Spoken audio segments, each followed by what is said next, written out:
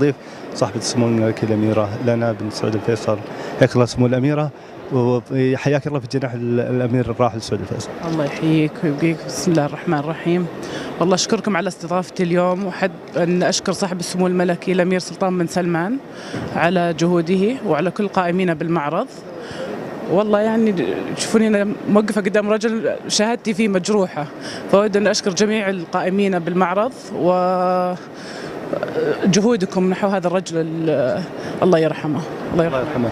سمو الأميرة، كانت زيارة الأمير الراحل لملتقى ألوان السنة الماضية، الآن تجسد تكريم ووفاء من ألوان سندية للأمير الراحل بعرض صور وأبرز شخصياته. تعليق سمو؟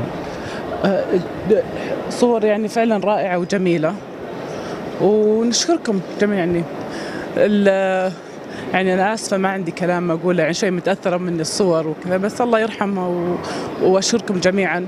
شكرا على جهودكم. الله يعطيك العافية. الله يعطيكم العافية ويوفقكم جميعا. جدا معجب في المعرض هذا، في زيارته السابقة. هذا من أول المعارض اللي يروح لها. أيوة. هل تتوقعون إقامة معارض ثانية لسمو الأمير ذكرى؟ إن شاء الله بتكون معارض ثانية. أوريدي قاموا بمعرض، قام حفل تكريم في الكويت وفي أبو ظبي أتوقع، وإن شاء الله السنة الجاية أظن في معرض كمان في المملكة العربية السعودية بإذن الله إن شاء الله. دبلوماسية. الله يرحمه ويرحم جميع أموات المسلمين. شكرا.